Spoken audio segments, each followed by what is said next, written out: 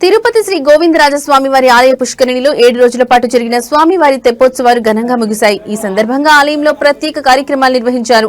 ఇందులో భాగంగా ఉదయం 10:30 నుండి 11:30 వరకు స్వామి అమ్మవార్లకు స్వప్నన తిరుమంజనం నిర్వహించారు. అనంతరం శ్రీదేవి భూదేవి సమేత శ్రీ గోవిందరాజస్వామి వారు తెప్పలపై 7 చుట్టూ తిరిగి భక్తులను కటాక్షించారు.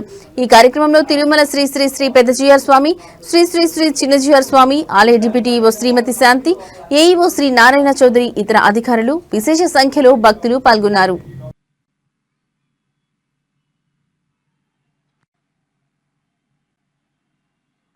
అశ్రవగుంహి భూరిదావత్తరావాం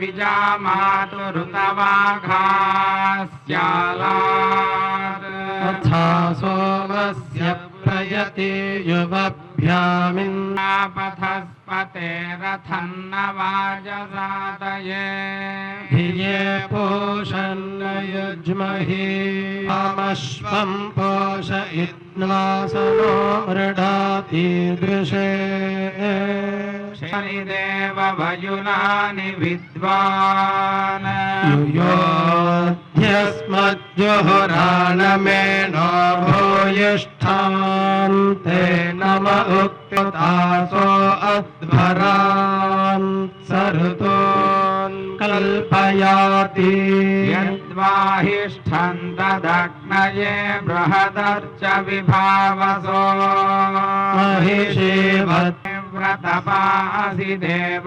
ఆమర్త్యేష్వా త్వయ్యజ్ఞేష్వేద్యః యద్వో వయం ప్రమినామ వ్రతాని విదుషాన్ దేవా విదుష్టరాసః అగ్నిష్టద్విశ్వస్యగ్నే దుహ్వా పతంగాన సందితో విసృజ విశ్వగాయుర్విశో అస్యా అదబ్ధః దూరే అఘశగం సోయో అంత్యగ్నే మాకిష్టే యథిరాదధర్షీత్ ఉదగ్నేతి శత్రూన్ సతే జానాతి సుమతీయవిష్ఠయ ఇవ తే బ్రహ్మణే గాతుమైరతు నిత్యేన హవిషాయ ఉక్తైః సందేవా వాతా జరతామియంగీః స్వశ్వాస్త్వాగం సమనుద్యోన్ క్రీడంతస్త్వా సుమనసః సపేమాభిద్యుమ్నాతస్